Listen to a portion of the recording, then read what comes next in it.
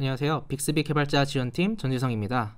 오늘은 트랜잭션 구조에 대해서 알아보도록 하겠습니다. 트랜잭션 구조는 현재 상용 캡슐이나 예제 캡슐 등에서 주문과 같은 시나리오를 처리하기 위해서 빅스비에서 만들어진 구조입니다. 처음 이 구조를 보신 분들은 어디서부터 보아야 할지, 어떻게 구성해야 할지 어려워하시는 분들이 많으실 거라고 예상됩니다. 그래서 오늘은 이 구조를 플로우대로 따라가면서 트랜잭션 구조의 캡슐을 보게 될 경우 어디서부터 시작해야 할지, 사용된 각 요소들은 무엇인지 이런 것에 대해서 오늘 알려드리도록 하겠습니다. 근데 오늘 주제가 이제 어드밴스드 모델링이기 때문에 리소스 파일이나 트레이닝 부분, 이런 모델링과 조금 덩떨어진 부분들은 저희가 간단하게만 이야기하고 넘어가도록 하겠습니다. 이 트랜잭션 플로우를 보시면 주문과 같은 시나리오라고 아까 말씀드렸죠. 그렇기 위해서 장바구니에 추가한다든지 혹은 변경한다든지 삭제한다든지 그런 것들을 구현할 수 있고요. 그리고 식당 예약, 이메일 보내기 같은 것처럼 이제 주문과는 조금 동떨어지지만 뭔가 트랜잭셔널하게 활용할 수 있는 그런 시나리오도 적용이 가능하십니다. 오늘은 이제 셔츠 캡슐이라는 것을 예제로 이제 사용해서 설명을 드리도록 하겠습니다. 처음 트랜잭션 플로우를 보시면 다큐멘테이션에 가시면 볼 수 있는 그림이신데요. 이런 그림 딱 보게 되면 무슨 그림인지 전혀 감이 안 오시죠? 트랜잭션을 시작하게 되면 어떤 플로우로 가는지에 대해서 그려놓은 그림도이긴 한데, 보시면 네모난 것들은 액션이라고 보시면 되고 동그란 것은 컨셉인데, 이 컨셉이 이 트랜잭션에서 가장 중요한 역할을 할 컨셉입니다. 물론 이 컨셉이 트랜잭셔널 안에서 여러 가지일 수 있지만, 트랜잭션 오더 동그라미를 보시면 아래 has transaction이라는 거랑 receipt 동그라미를 보시면 has activity라는 걸 보실 수 있는데, 이게 오더 컨셉 안에 피처로 트랜잭션이 있는 것인지 혹은 이제 액티비티를 가지고 있는지 이런 것을 설정한 것이라고 보시면 되고, 이러한 요소를 가진 컨셉이 전체 플로우의 핵심이 된다고 생각하시면 됩니다. 그래서 처음에 유저가 우리는 이제 셔츠를 사는 그러한 예제를 가지고 할 거기 때문에, 유저가 이제 처음 셔츠를 구매해줘 라고 하게 되면 이제 크레이트 오더로 먼저 넘어가게 됩니다. 그래서 셔츠를 어떤 걸 살 건지, 어떠한 셔츠를 살 건지, 어떤 수량으로 살 건지, 어떠한 색깔로 살 건지, 어떤 사이즈로 살 건지, 이런 것들을 유저에게 선택을 받는 부분이라고 생각하시면 됩니다. 그리고 업데이트 오더라는 것이 있는데, 이 업데이트 오더는 유저가 선택을 해서 마지막 구매 버튼을 누르기 전에 마음이 변경할 수가 있잖아요. 그런 것을 처리하기 위해서 주문을 변경할 수 있는 액션을 하나 만들어 둔 것입니다. 구매하기 전에 유저가 그거 말고 3개로 해줘, 이 셔츠에 대해서 2개 말고 3개로 구매해줘, 이런 식으로 했을 때 이 업데이트 오더가 실행이 되는 것이죠. 이제 커밋 오더라는 것이 있는데, 이제 유저가 이런 발화를 하겠죠. 모든 오더에 리스트가 다 들어가 있을 경우 구매해줘 혹은 취소해줘 할 수가 있는데, 구매해줘, 취소해줘를 받아들이는 부분이 이제 커밋 오더고요.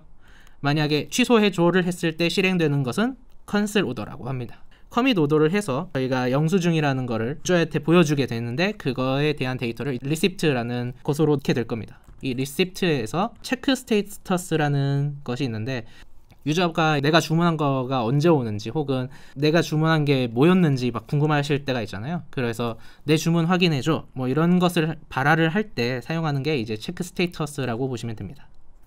그런 것들을 처리하기는 액션이라고 보시면 되는 거죠. 그래서 이제 실질적으로 셔츠 캡슐, 예제 캡슐로 넘어가기 전에 우선 몇 가지 트랜잭션 용어들을 몇 가지 보고 넘어갈 필요가 있을 것 같아서, 다음 장부터는 제가 캡슐에서 하나씩 말씀을 드릴 때 참고될 수 있는 그런 용어들 몇 가지를 설명드리도록 하겠습니다.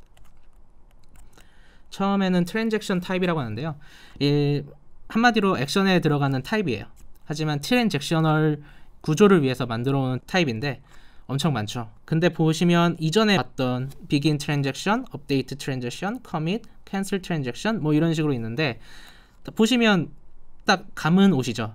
begin transaction, 이 액션은 트랜잭션을 시작하기 위한 액션이다. update transaction, 이 트랜잭션에 업데이트를 하기 위해 하는 액션이다. commit, 이 주문을 가지고 실행을 할 거다. cancel transaction, 이 주문 취소할 거다. refresh activity라는 것은 이제 activity, 트랜잭션과 activity로 나눠지는데, 트랜잭션은 이제 실제로 주문이 일어나기 전 상황을 저희는 트랜잭션이라고 하고요. 주문이 일어난 후를 이제 저희가 액티비티라고 하는데, 이제 주문이 일어나기 전에 하는 것은 begin, update, commit, cancel 이렇게 되고요.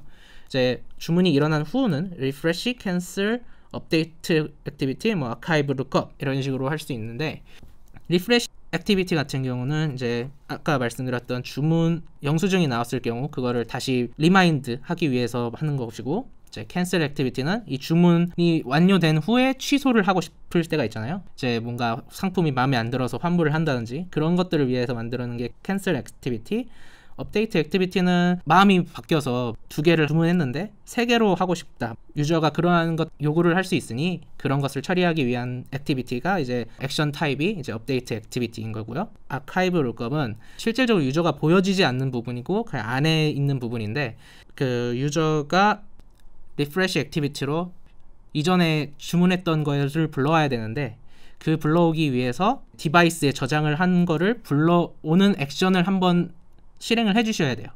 그렇기 때문에 그 액션을 처리하기 위해서 하는 것이 이제 아카이브 룩업이라고 하는데, 실제 코드상에서 좀 더 보여드리도록 하겠습니다. 이제 프롬프트 비헤이비어라는 것이 있는데요. 이제 프롬프트 비헤이비어는 해당 인풋이 들어왔을 때 이 인풋 값을 어떤 식으로 받을 것인지를 정의하는 거라고 생각하시면 되고요. 디폴트 같은 경우는 저희가 생각하는 그런 활동이라고 생각하시면 되고요. always selection 같은 경우는 유저의 데이터가 유저가 한 바라에서 정확히 이 인풋으로 들어오는 값이 있는데, 그 값이 있더라도 항상 물어보는 거죠. 이 값이 맞는지, 이 값을 아니면 이 값 말고 다른 걸 선택할 것인지, 그러한 선택을 주는 것을 always selection이라고 하고요. 밑에 있는 것은 always elicitation이라고 하는데, 항상 이 인풋 값에 대한 유저가 값을 제공해야 한다. 즉 유저가 타이핑을 하든지 말을 하든지를 해서 값을 꼭 넣어줘야 된다. 선택 확인, 유저가 말한 거에서 선택을 하는 것이 아니라 이 값은 꼭 네가 다시 값을 제공을 해줘야 한다라는 것을 강제하는 것을 always elicitation이라고 합니다. 그리고 이제 transaction support 파일과 activity support 파일이 있으신데요. transaction support 파일은 트랜잭션이 일어나는 도중에 아까 말씀드렸던 오더 안에는 트랜잭션 피처로 트랜잭션이라는 게 들어있어요. 그러한 트랜잭션을 가진 컨셉을 어떤 식으로 이 트랜잭션이 일어나는 상태에서 유저가 상호작용을 하는지, 그리고 이 상호작용 속에서 어떤 식으로 시스템이 반응할지를 정의하는 파일이고요.